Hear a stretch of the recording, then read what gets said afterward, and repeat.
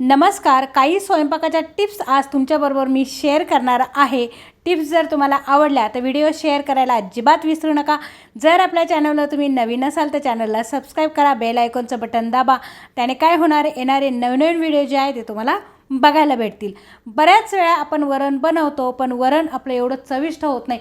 वरण चविष्ट होण्यासाठी काय करायचे की वरण एकदम असं बोटं चाटून तुम्ही खाल अशा पद्धतीचं वरण जर तुम्हाला बनवायचं असेल आणि बहुतेक जणांना वरण खाल्ल्यानंतर पित्त होतं, ॲसिडिटी होते, तर यासाठी काय उपाययोजना करायच्या आज मी तुम्हाला या व्हिडिओमध्ये सविस्तर सांगणार आहे. तर व्हिडिओ शेवटपर्यंत बघा, अजिबातही स्किप करायचा नाही. स्टेप बाय स्टेप व्हिडिओ बघा म्हणजे सगळ्या गोष्टी तुम्हाला समजून येतील.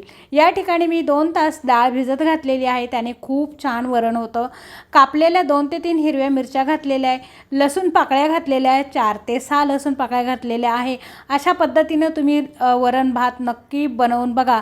कापलेला कांदा मी यामध्ये घातलेला आहे. हो, आपल्याला शिजवतानाच ह्या फोडणीच्या गोष्टी सगळ्या घालून घ्यायच्या आहे.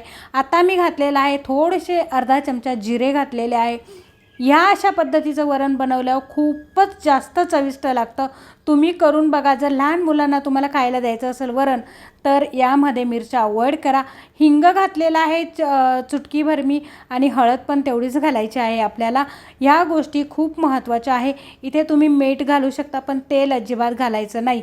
या ठिकाणी मी जिंजरची पावडर घालणार आहे, म्हणजे अद्रकची जी पावडर असते, सुंठ पावडर जर तुमच्याकडे असेल तर ती घाला. त्याने काय होणार आहे, ॲसिडिटी जी वरण खाल्ल्यानंतर ज्या लोकांना ॲसिडिटी होते त्यांनी जिंजर पावडर वापरलीच पाहिजे. गार्लिक पावडर नाही पण जिंजर पावडर म्हणजे सुंठ पावडर जरी टाकली तुम्ही तरीही काहीच हरकत नाही. 1 चमचा या ठिकाणी आपल्याला सुंठ पावडर घालायची आहे, अद्रक पावडर घालायची आहे. याने काय होणार आहे, ॲसिडिटी आहे, पित्त आहे, तुरीच्या डाळीमुळे जे होत असतं ते तुम्हाला होणार नाही, अजिबातही होणार नाही. त्यासाठी ही जी ट्रिक आहे ही वापरलेली आहे. तुम्ही नक्की अशा पद्धतीचं वरण करून बघा आणि तुम्हाला अजिबातही ॲसिडिटी पित्ताचा त्रास अजिबात होणार नाही. ट्रिक जर तुम्हाला आवडली तर प्लीज कमेंट्स बॉक्समध्ये सांगायला अजिबात विसरू नका. आणि शिजल्यानंतर एवढं अमेझिंग हे वरण दिसतं. तुम्ही असंही ते वरण खाऊ शकता किंवा फोडणी घालूनही सुद्धा खाऊ शकता. अशा पद्धतीने एकदम डाळ अशी गळून जाते आपली. 2 तास जर तुम्ही तुरीची डाळ जर भिजत घातली तर खूप छान वरण तिचं तयार होतं. अगदी घट्ट असं वरण तयार होतं आणि हे जे जिन्नस आपण घातलेले यामुळे अप्रतिम चव लागते. पुढची जी टिप्स आहे, आपली ट्रिक्स जी आहे, बऱ्याच वेळा पावसाळ्यामध्ये आपण लाकडी जो पोळपाट असतो आपल्याला तो खराब होतो. जर पाणी टाकलं आपण तर पाण्याने धुतला तर त्याला फंगस येतं. मग अशा वेळेला पोळपाट साफ कसा करायचा, तर काय करायचं, या ठिकाणी पोळपाट घ्यायचा आणि त्याच्यावरती पाणी शिंपायचं आहे. असं थोडंसं पाणी शिंपायचं आहे हाताने फक्त, आणि त्याला असं रफली आपल्याला पाणी असं चोळून घ्यायचं आहे. चोळून घेतल्यानंतर या ठिकाणी तुम्ही कपडा असेल किंवा टिश्यू पेपर असेल, टिश्यू पेपरच घ्या तुम्ही. टिश्यू पेपरनं पूर्णपणे आपल्याला हा पोळपाट जो आहे तो 5-1 मिनिट तुम्ही भिजू द्यायचा आहे. नंतर टिश्यू पेपरने आपल्याला तो असा अलगद व्यवस्थितरित्या काढून घ्यायचा आहे, जेणेकरून तुमचा पूर्ण पोळपाट हा खराब होणार नाही, त्याला फंगस लागणार नाही.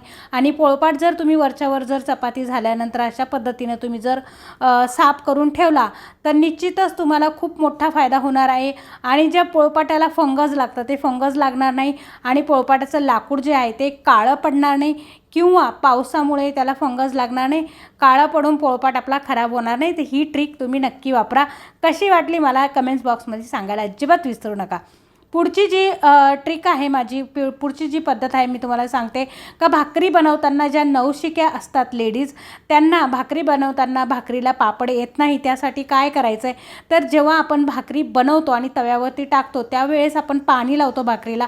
ते हे जे पाणी आहे हे जास्त प्रमाणात पाणी लावायचं नाही आहे, अगदी थोड्या कमी प्रमाणामध्ये पाणी लावायचं आहे भाकरीला. आणि त्याने काय होणार आहे, जो पापड आहे भाकरीचा तो मस्त छानपैकी फुलून येणार आहे.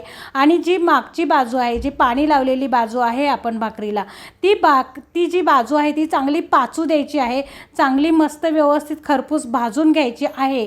आणि चुलीवरती अगदी चुलीसारखी जर भाकर तुम्हाला हवी असेल तर ही जी भाकरी आहे ही आपल्याला तव्यावरच उलटी आपल्याला शेकवायची आहे, गॅसवर शेकवायची नाही आहे. गॅसवर जर शेकवली ही भाकरी तर तिला अजिबात व्यवस्थित चांगली अशी चव येत नाही. अशा पद्धतीनं जर तुम्ही भाकरी जर तुम्ही भाजली तर एकदम असं चुलीसारखी भाकर लागते. तुम्ही ही पद्धत नक्की करून बघा, तुम्हाला नक्की ही पद्धत आवडेल. आणि नवशिक्या जर असतील तर नक्की ही पद्धत वापरा, कारण जर उलटी भाकर तुम्ही तव्यावर गॅसवर डायरेक्टली तुम्ही भाजली तर ती जळण्याची पण शक्यता असते. आणि इथं अगदी चुलीवरच्या सारखी भाकर ही रेडी झालेली आहे. आणि जर तुमच्याकडे मोठा जर कटिंग पॅड असेल तर त्या धुतलेल्या स्वच्छ केलेल्या कटिंग पॅडवर किंवा टोपलं जर असेल तर त्यामध्ये तुम्ही ह्या भाकरी ज्या आहेत त्या तुम्ही थंड करून ठेवा. 2 दिवस किंवा सकाळी केलेल्या भाकरीसुद्धा संध्याकाळी अगदी मऊ सूप पापड धरलेल्या भाकरी तुम्हाला जशाच्या तशा मिळणार आहे. त्यामुळे ह्या 2 ट्रिक तुम्ही वापरायला काहीच हरकत नाही जर नवशिक्या तुम्ही असेल तर. पण जी ही आहे भाकर जी आहे टोपल्यामध्ये ठेवताना किंवा चपातीच्या डब्यात ठेवताना आपल्याला पूर्णतः थंड करून भाकरी ठेवायची आहे. जर तुम्ही गरम भाकरी ठेवली तर त्याने काय होणार आहे, घाम पकडणार आहे आणि आपल्या भाकरी ज्या आहे त्या ओल्या होणार आहे आणि त्या कुठेतरी हिदिऱ्या होणार आहे. त्यामुळे ही जी गोष्ट जर तुम्हाला टाळायची असेल तर चपाती असो किंवा भाकरी असो पूर्णतः तिची वाफ जाऊ गेल्यानंतरच आपल्याला चपातीच्या डब्यामध्ये ती घालून ठेवायची आहे. किंवा जर टोपलं असेल तर टोपल्यामध्ये तुम्ही ठेवा. आजची ही ट्रिक तुम्हाला कशी वाटली मला कमेंट्स बॉक्समध्ये सांगायला अजिबात विसरू नका. आणि अशा पद्धतीने थंड झाल्यानंतर मऊसूद भाकरी आपल्या डब्यामध्ये आपल्याला भरून ठेवायच्या आहे. आजचा व्हिडिओ आवडला असेल तर कमेंट्स बॉक्समध्ये नक्की सांगा. आणि व्हिडिओ शेवटपर्यंत बघितला त्याबद्दल मी तुमची खूप आभारी आहे.